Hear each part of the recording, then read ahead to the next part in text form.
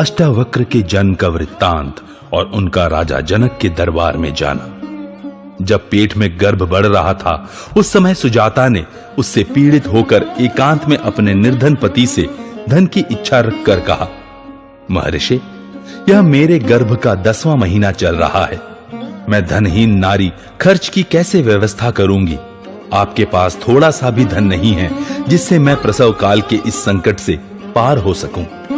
पत्नी के ऐसा कहने पर कहोड़ मुनि धन के लिए राजा जनक के दरबार में गए। उस समय शास्त्रार्थी पंडित बंदी ने उन ब्रह्म ऋषि को विवाद में हराकर जल में डुबो दिया। जब उद्यालक को यह समाचार मिला कि कहोड़ मुनि शास्त्रार्थ में पराजित होने पर सूत के द्वारा जल में डुबो दिए गए हैं, तब उन्होंने सुजाता से सब कुछ बता दिया और कहा, बेटी, अपने बच्चे से इस वृत्तांत को सदा ही गुप्त रखना। सुजाता ने भी अपने पुत्र से उस गोपनीय समाचार को गुप्त ही रखा। इसी से जन्म लेने के बाद भी उस ब्राह्मण बालक को इसके विषय में कुछ भी पता न लगा। अष्टावक्र अपने नाना उद्यालक को ही पिता के समान मानते थे और श्वेत केतु को अपने भाई के समान समझते थे। तदनंतर एक दिन जब अष्टावक्र की आयु 12 वर्ष की थी और वे पितृतुल्य उद्यालक मुनि की गोद में बैठे हुए थे, उसी समय श्वेत केतु वहां आए और रोते हुए अष्टावक्र का हाथ पकड़कर उन्हें दूर खींच ले गए। इस प्रकार अष्टावक्र को दूर हटाकर श्वेत केतु ने कहा, यह तेरे बाप की गोद नहीं है। श्वेत केतु की उस कटुक्ति ने उस समय अष्टावक्र के हृदय में गहरी चोट पहुंचाई। इससे उन्हें बड़ा दुख हुआ। उन्होंने घर में माता के पास जाकर पूछा, मां, मेरे पिताजी कहां हैं? बालक के इस प्रश्न से सुजाता के मन में बड़ी व्यथा हुई। उसने शाप के भय से घबराकर सब बात बता दी। यह सब रहस्य जानकर उन्होंने रात में श्वेत केतु से इस प्रकार कहा, हम दोनों राजा जनक के यज्ञ में चलें। सुना जाता है उस यज्ञ में बड़े आश्चर्य की बातें देखने में आती हैं। हम दोनों वहां विद्वान ब्राह्मणों का शास्त्रार्थ सुनेंगे और वहीं उत्तम पदार्थ भोजन करेंगे। वहां जाने से हम लोगों की प्रवचन शक्ति एवं जानकारी बढ़ेगी और हमें सुमधुर स्वर में वेद मंत्रों का कल्याणकारी घोष सुनने का अवसर मिलेगा। ऐसा निश्चय करके वे दोनों मामा भांजे राजा जनक के समृद्धिशाली यज्ञ में गए। अष्टावक्र की यज्ञ मंडप के मार्ग में ही राजा से भेंट हो गई। उस समय राजसेवक उन्हें रास्ते से दूर हटाने लगे। तब वे इस प्रकार बोले। इस प्रकार श्री महाभारत वन पर्व के अंतर्गत तीर्थ यात्रा पर्व में लोमश तीर्थ यात्रा के प्रसंग में अष्टावक्रियोपाख्यान विषयक 132वां अध्याय पूरा हुआ। 133वां अध्याय अष्टावक्र का द्वारपाल तथा राजा जनक से वार्तालाप। अष्टावक्र बोले, राजन, जब तक ब्राह्मण से सामना न हो तब तक अंधे का मार्ग, बहरे का मार्ग, स्त्री का मार्ग, बोझ ढोने वाले का मार्ग तथा राजा का मार्ग उसके जाने के लिए छोड़ देना चाहिए। परंतु यदि ब्राह्मण सामने मिल जाए तो सबसे पहले उसी को मार्ग देना चाहिए। राजा ने कहा, ब्राह्मण कुमार, लो, मैंने तुम्हारे लिए आज यह मार्ग दे दिया है। तुम जिससे जाना चाहो उसी मार्ग से इच्छानुसार चले जाओ। आग कभी छोटी नहीं होती। देवराज इंद्र भी सदा ब्राह्मणों के आगे मस्तक झुकाते हैं। अष्टावक्र बोले, राजन, हम दोनों आपका यज्ञ देखने के लिए आए हैं। नरेंद्र, इसके लिए हम दोनों के हृदय में प्रबल उत्कंठा है। हम दोनों यहां अतिथि के रूप में उपस्थित हैं और इस यज्ञ में प्रवेश करने के लिए हम तुम्हारे द्वारपाल की आज्ञा चाहते हैं। इंद्रद्युम्न कुमार जनक, हम दोनों यहां यज्ञ देखने के लिए आए हैं और आप जनक राज से मिलना तथा बात करना चाहते हैं, परंतु यह द्वारपाल हमें रोकता है, अतः हम क्रोध रूप व्याधि से दग्ध हो रहे हैं। द्वारपाल बोला, ब्राह्मण कुमार, सुनो, हम बंदी के आज्ञा पालक हैं। आप हमारी कही हुई बात सुनिए। इस यज्ञशाला में बालक ब्राह्मण नहीं प्रवेश कर पाते हैं। जो बूढ़े और बुद्धिमान ब्राह्मण हैं उन्हीं का यहां प्रवेश होता है। अष्टावक्र बोले, द्वारपाल, यदि यहां वृद्ध ब्राह्मणों के लिए प्रवेश का द्वार खुला है तब तो हमारा प्रवेश होना भी उचित ही है। क्योंकि हम लोग वृद्ध ही हैं।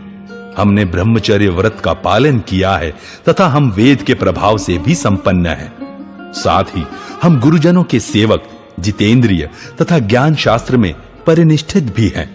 अवस्था में बालक होने के कारण ही किसी ब्राह्मण को अपमानित करना उचित नहीं बताया गया है, क्योंकि आग की छोटी सी चिंगारी भी यदि छू जाए तो वह जला डालती है। द्वारपाल ने कहा, ब्राह्मण कुमार, तुम वेद प्रतिपादित एकाक्षर ब्रह्म का बोध कराने वाली, अनेक रूप वाली सुंदर वाणी का उच्चारण करो और अपने आप को बालक ही समझो। स्वयं ही अपनी प्रशंसा क्यों करते हो? इस जगत में ज्ञानी दुर्लभ हैं।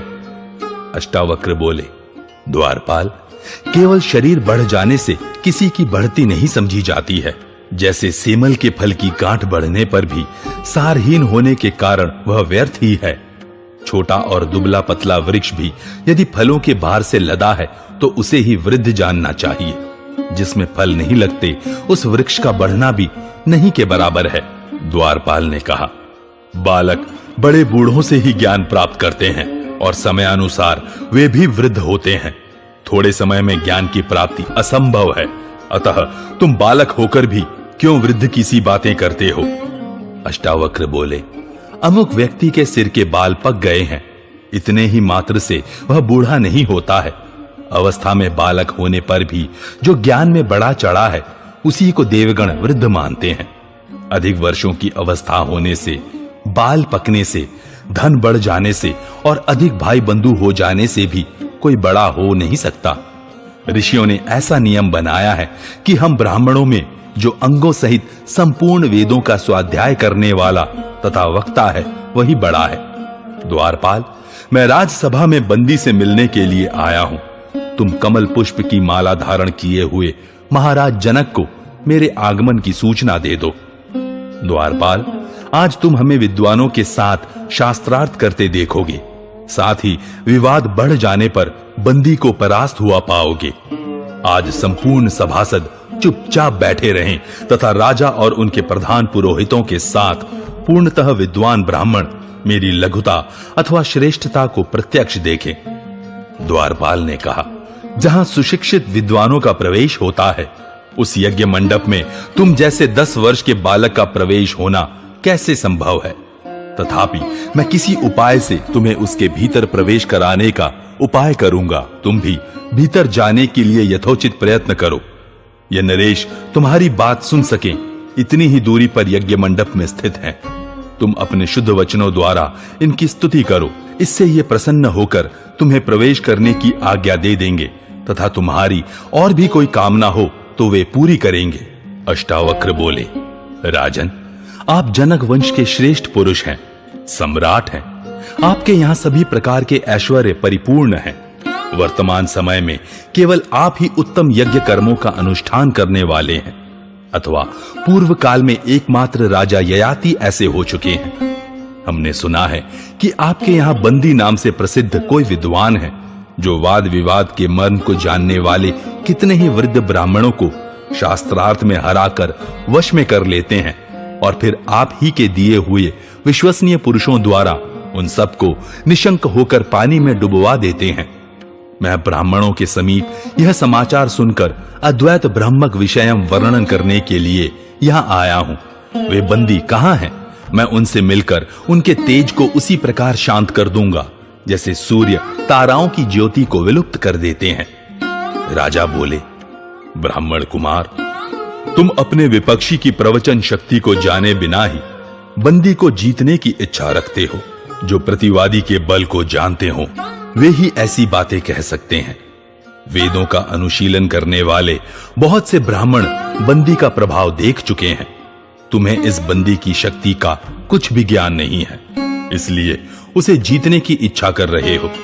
आज से पहले कितने ही विद्वान ब्राह्मण बंदी से मिले हैं और जैसे सूर्य के सामने ताराओं का प्रकाश फीका पड़ जाता है उसी प्रकार वे बंदी के सामने हतप्रभ हो गए हैं।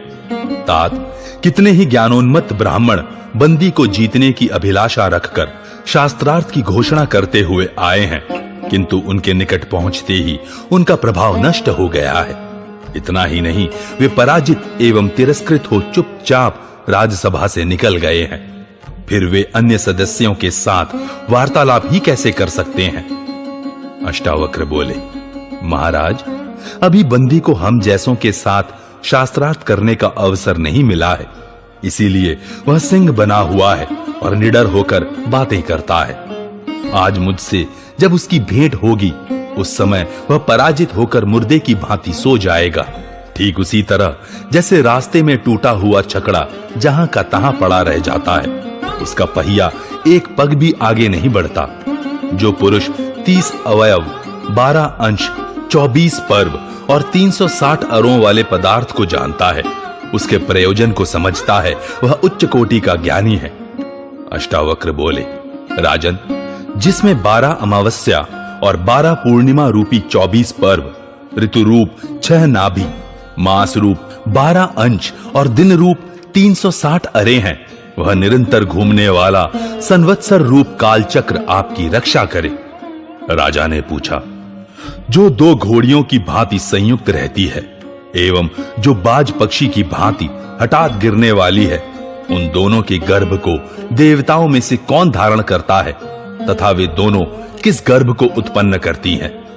अष्टावक्र बोले, राजन, वे दोनों तुम्हारे शत्रुओं के घर पर भी कभी न गिरे। वायु जिसका सारथी है, वह मेघ रूप देव ही इन दोनों के गर्भ को धारण करने वाला है और ये दोनों उस मेघ रूप गर्भ को उत्पन्न करने वाले हैं। राजा ने पूछा, सोते समय कौन नेत्र नहीं मूंदता? जन्म लेने के बाद किस में गति नहीं होती? किसके हृदय नहीं होता और कौन वेग से बढ़ता है? अष्टावक्र बोले, मछली सोते समय भी आंख नहीं मूंदती, अंडा उत्पन्न होने पर चेष्टा नहीं करता, पत्थर के हृदय नहीं होता और नदी वेग से बढ़ती है। राजा ने कहा, ब्राह्मण, आपकी शक्ति तो देवताओं के समान है। मैं आपको मनुष्य नहीं मानता, आप बालक भी नहीं हैं। मैं तो आपको वृद्ध ही समझता हूं। वाद विवाद करने में आपके समान दूसरा कोई नहीं है, अतः आपको यज्ञ मंडप में जाने के लिए द्वार प्रदान करता हूं। यही बंदी है जिनसे आप मिलना चाहते थे। इस प्रकार श्री महाभारत वन पर्व के अंतर्गत तीर्थ यात्रा पर्व में लोमश तीर्थ यात्रा के प्रसंग में अष्टावक्रियोपाख्यान विषयक 133वां अध्याय पूरा हुआ। 134वां अध्याय बंदी और अष्टावक्र का शास्त्रार्थ। बंदी की पराजय तथा सम्रांग में स्नान से अष्टावक्र के अंगों का सीधा होना। अष्टावक्र बोले, भयंकर सेनाओं से युक्त महाराज जनक, इस सभा में सब ओर से अप्रतिम प्रभावशाली राजा आकर एकत्र हुए हैं, परंतु मैं इन सब के बीच में वादियों में प्रधान बंदी को नहीं पहचान पाता हूं। यदि पहचान लूं तो अगाध जल में हंस की भांति उन्हें अवश्य पकड़ लूंगा। अपने को अतिवादी मानने वाले बंदी, तुमने पराजित हुए पंडितों को पानी में डुबवा देने का नियम कर रखा है, किंतु आज मेरे सामने तुम्हारी बोली बंद हो जाएगी। जैसे प्रलय काल के प्रज्वलित अग्नि के समीप नदियों का प्रवाह सूख जाता है, उसी प्रकार मेरे सामने आने पर तुम भी सूख जाओगे। तुम्हारी वाद शक्ति नष्ट हो जाएगी। बंदी, आज मेरे सामने स्थिर होकर बैठो। बंदी ने कहा, मुझे सोता हुआ सिंह समझकर न जगाओ, अपने जबड़ों को चाटता हुआ विषैला सर्प मानो। तुमने पैरों से ठोकर मारकर मेरे मस्तक को कुचल दिया है। अब जब तक तुम डस लिए नहीं जाते, तब तक तुम्हें छुटकारा नहीं मिल सकता। इस बात को अच्छी तरह समझ लो। जो देहधारी अत्यंत दुर्बल होकर भी अहंकारवश अपने हाथ से पर्वत पर चोट करता है, उसी के हाथ और नख विदीर्ण हो जाते हैं। उस चोट से पर्वत में घाव होता नहीं देखा जाता है। अष्टावक्र बोले, जैसे सब पर्वत मैनाक से छोटे हैं, सारे बछड़े बैलों से लघुतर हैं, उसी प्रकार भूमंडल के समस्त राजा मिथिला नरेश महाराज जनक की अपेक्षा निम्न श्रेणी में है। राजन, जैसे देवताओं में महेंद्र श्रेष्ठ है और नदियों में गंगा श्रेष्ठ है, उसी प्रकार सब राजाओं में एकमात्र आप ही उत्तम हैं। अब बंदी को मेरे निकट बुलवाइए। लोमश जी कहते हैं, युधिष्ठिर, बंदी के समीप आ जाने पर राजसभा में गरजते हुए अष्टावक्र ने बंदी से कुपित होकर इस प्रकार कहा, मेरी पूछी हुई बात का उत्तर तुम दो और तुम्हारी बात का उत्तर मैं देता हूं। तब बंदी ने कहा, अष्टावक्र, एक ही अग्नि अनेक प्रकार से प्रकाशित होती है। एक ही सूर्य इस संपूर्ण जगत को प्रकाशित करता है। शत्रुओं का नाश करने वाला देवराज इंद्र एक ही वीर है तथा पितरों का स्वामी यमराज भी एक ही है। अष्टावक्र बोले, जो दो मित्रों की भांति सदा साथ विचरते हैं वे इंद्र और अग्नि दो देवता हैं। परस्पर मित्र भाव रखने वाले देवऋषि नारद और पर्वत भी दो ही हैं। अश्विनी कुमारों की भी संख्या दो ही है। रथ के पहिए भी दो ही होते हैं तथा विधाता ने एक दूसरे के जीवन संगी पति और पत्नी भी दो ही बनाए हैं। बंदी ने कहा, यह संपूर्ण प्रजा कर्मवश देवता, मनुष्य और त्रियक रूप तीन प्रकार का जन्म धारण करती है। ऋक्, साम और यजु ये तीन वेद ही परस्पर संयुक्त हो वाजपेय आदि यज्ञ कर्मों का निर्वाह करते हैं। अध्वर्यु लोग भी प्रातः सवन, मध्याह्न सवन और साय सवन के भेद से तीन सवनों का ही अनुष्ठान करते हैं। कर्मानुसार प्राप्त होने वाले भोगों के लिए स्वर्ग, मृत्यु और नरक ये लोग भी तीन ही बताए गए हैं और मुनियों ने सूर्य, चंद्र और अग्नि रूप तीन ही प्रकार की ज्योतियां बतलाई हैं। अष्टावक्र बोले, ब्राह्मणों के लिए आश्रम चार हैं, वर्ण भी चार ही हैं जो इस यज्ञ का भार वहन करते हैं। मुख्य दिशाएं भी चार ही हैं, वर्ण भी चार ही हैं तथा गो अर्थात वाणी भी सदा चार ही चरणों से युक्त बताई गई है। बंदी ने कहा, यज्ञ की अग्नि गार्हपत्य, दक्षिणाग्नि, आहवनीय, सभ्य और आवसत्य के भेद से पांच प्रकार की कही गई है। पंक्ति छंद भी पांच पादों से ही बनता है। यज्ञ भी पांच ही हैं, देव यज्ञ, पितृ यज्ञ, ऋषि यज्ञ, भूत यज्ञ और मनुष्य यज्ञ। इसी प्रकार इंद्रियों की संख्या भी पांच ही है। वेद में पांच वेणी वाली अप्सरा का वर्णन देखा गया है तथा लोक में पांच नदियों से विशिष्ट पुण्यमय पंचनद प्रदेश विख्यात है। अष्टावक्र बोले, कुछ विद्वानों का मत है कि अग्नि की स्थापना के समय दक्षिणा में 6 गौ ही देनी चाहिए। ये 6 ऋतुएं ही संवत्सर रूप काल चक्र की सिद्धि करती है। मन सहित ज्ञानेंद्रियां भी 6 ही हैं। कृतिकाओं की संख्या 6 ही है तथा संपूर्ण वेदों में साध्यस्क नामक यज्ञ भी 6 ही देखे गए हैं।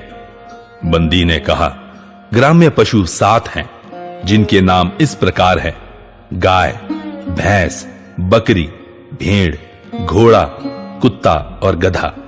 जंगली पशु भी 7 हैं यथा सिंह, बाघ, भेड़िया, हाथी, वानर, भालू और मृग। गायत्री, उष्णिक, अनुष्टुप, बृहति, पंक्ति, त्रिष्टुप और जगति ये 7 ही छंद एक एक यज्ञ का निर्वाह करते हैं। सप्तऋषि नाम से प्रसिद्ध ऋषियों की संख्या भी 7 ही है यथा मरीचि, अत्रि, पुलह, पुलस्त्य, क्रतु, अंगिरा और वशिष्ठ। पूजन के संक्षिप्त उपचार भी 7 हैं यथा गंध, पुष्प, धूप, दीप, नैवेद्य, आचमन और तांबुल तथा वीणा के भी 7 ही तार विख्यात हैं। अष्टावक्र बोले, तराजू में लगी हुई सन की डोरियां भी 8 ही होती हैं जो सैकड़ों का मान तौल करती हैं। सिंह को भी मार गिराने वाले शरभ के 8 ही पैर होते हैं। देवताओं में वसुओं की संख्या भी 8 ही सुनी गई है और संपूर्ण यज्ञों में 8 कोण के ही यूप का निर्माण किया जाता है। बंदी ने कहा, पितृ यज्ञ में समिधा देकर अग्नि को उद्दीप्त करने के लिए जो मंत्र पढ़े जाते हैं उन्हें सामिधेनी ऋचा कहते हैं। उनकी संख्या 9 ही बताई गई है। यह जो नाना प्रकार की सृष्टि दिखाई देती है इसमें प्रकृति, पुरुष, महत्त्व, अहंकार तथा पंचतन मात्रा इन 9 पदार्थों का संयोग कारण है, ऐसा विज्ञ पुरुषों का कथन है।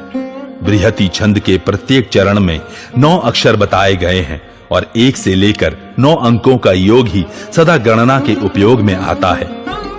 अष्टावक्र ने कहा, पुरुष के लिए संसार में 10 दिशाएं बताई गई हैं। 10 100 मिलकर ही पूरा 1 सहस्त्र कहा जाता है। गर्भवती स्त्रियां 10 मास तक ही गर्भ धारण करती हैं।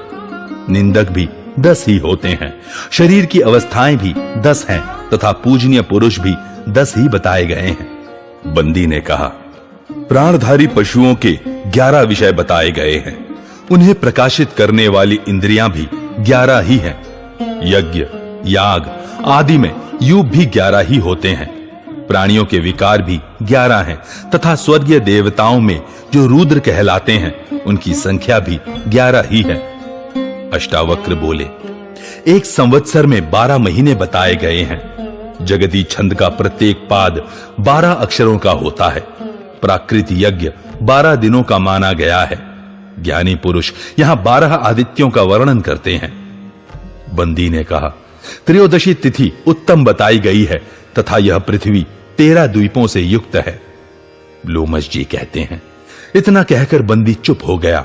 तब शेष आधे श्लोक की पूर्ति अष्टावक्र ने इस प्रकार की। अष्टावक्र बोले, केशी नामक दानव ने भगवान विष्णु के साथ 13 दिनों तक युद्ध किया था। वेद में जो अतिशब्द विशिष्ट छंद बताए गए हैं उनका एक एक पाद 13 आदि अक्षरों से संपन्न होता है। अर्थात अति जगती छंद का एक पाद 13 अक्षरों का, अति शक्वरी का एक पाद 15 अक्षरों का, अति अष्टि का प्रत्येक पाद 17 अक्षरों का तथा अति धृति का हर एक पाद 19 अक्षरों का होता है। लोमश जी कहते हैं, इतना सुनते ही सूत पुत्र बंदी चुप हो गया और मुंह नीचा किए किसी भारी सोच विचार में पड़ गया। इधर अष्टावक्र बोलते ही रहे। यह सब देख दर्शकों और श्रोताओं में महान कोलाहल मच गया। महाराज जनक के उस समृद्धिशाली यज्ञ में जबकि चारों ओर कोलाहल व्याप्त हो रहा था, सब ब्राह्मण हाथ जोड़े हुए श्रद्धा पूर्वक अष्टावक्र के समीप आए और उनका आदर सत्कार पूर्वक पूजन किया। तत्पश्चात अष्टावक्र ने कहा, महाराज, इस बंदी ने पहले बहुत से शास्त्रज्ञ ब्राह्मणों को शास्त्रार्थ में पराजित करके पानी में डुबवाया है। अतः इसकी भी वही गति होनी चाहिए जो इसके द्वारा दूसरों की हुई। इसलिए इसे पकड़कर शीघ्र पानी में डुबवा दीजिए। बंदी बोला, महाराज जनक, मैं राजा वरुण का पुत्र हूं। मेरे पिता के यहां भी आपके इस यज्ञ के समान ही 12 वर्षों में पूर्ण होने वाला यज्ञ हो रहा था। उस यज्ञ के अनुष्ठान के लिए ही जल में डुबाने के बहाने कुछ चुने हुए श्रेष्ठ ब्राह्मणों को मैंने वरुण लोक में भेज दिया था। वे सब के सब वरुण का यज्ञ देखने के लिए गए हैं और अब पुनः लौटकर आ रहे हैं। मैं पूजनीय ब्राह्मण अष्टावक्र जी का सत्कार करता हूं, जिनके कारण मेरा अपने पिताजी से मिलना होगा।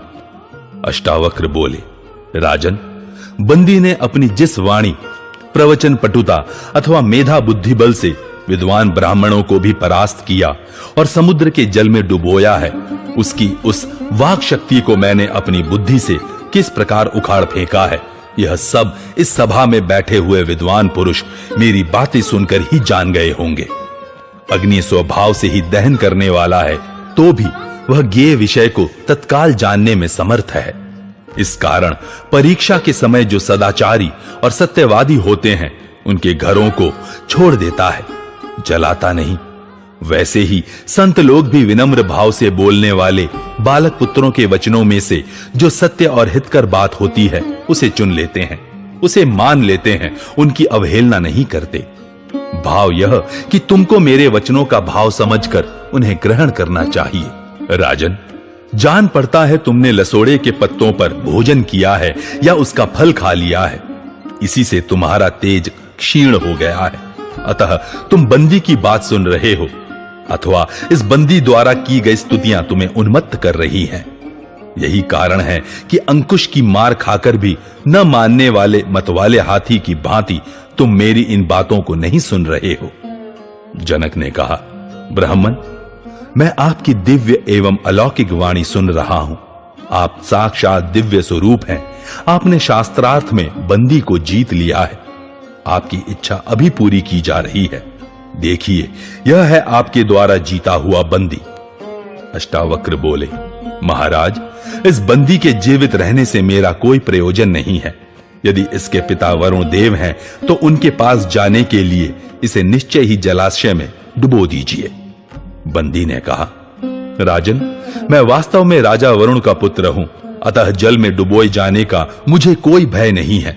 ये अष्टावक्र दीर्घकाल से नष्ट हुए अपने पिता कहोड को इसी समय देखेंगे। बंदी की पराजय तथा सम्रांग में स्नान से अष्टावक्र के अंगों का सीधा होना। लोमश जी कहते हैं, युधिष्ठिर, तदनंतर महामना वरुण द्वारा पूजित हुए वे समस्त ब्राह्मण जो बंदी द्वारा जल में डुबोए गए थे, सहसा राजा जनक के समीप प्रकट हो गए। उस समय कहोड ने कहा, जनकराज, लोग इसीलिए अच्छे कर्मों द्वारा पुत्र पाने की इच्छा रखते हैं, क्योंकि जो कार्य मैं नहीं कर सका उसे मेरे पुत्र ने कर दिखाया। जनकराज, कभी कभी निर्बल के भी बलवान, मूर्ख के भी पंडित तथा अज्ञानी के भी ज्ञानी पुत्र उत्पन्न हो जाता है।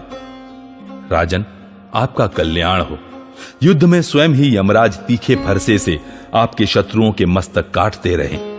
महाराज, जनक के इस यज्ञ में उत्तम एवं महत्वपूर्ण और औवथ्य साम का गान किया जाता है। विधिपूर्वक सोमरस का पान हो रहा है। देवगण प्रत्यक्ष दर्शन देकर बड़े हर्ष के साथ अपने अपने पवित्र भाग ग्रहण कर रहे हैं। लोमश जी कहते हैं, राजन, बंदी द्वारा जल में डुबोए हुए वे सभी ब्राह्मण जब वहां अधिक तेजस्वी रूप से प्रकट हो गए, तब राजा की आज्ञा लेकर बंदी स्वयं ही समुद्र के जल में समा गया। अष्टावक्र अपने पिता की पूजा करके स्वयं भी दूसरे ब्राह्मणों द्वारा यथोचित रूप से सम्मानित हुए और इस प्रकार बंदी पर विजय पाकर पिता एवं मामा के साथ अपने श्रेष्ठ आश्रम पर ही लौट आए। तदनंतर पिता कहोड ने अष्टावक्र की माता सुजाता के निकट पुत्र अष्टावक्र से कहा, बेटा, तुम शीघ्र ही इस समंगा नदी में स्नान के लिए प्रवेश करो। पिता की आज्ञा के अनुसार उन्होंने उस नदी में स्नान के लिए प्रवेश किया। उसके जल का स्पर्श होने पर तत्काल ही उनके सब अंग सीधे हो गए।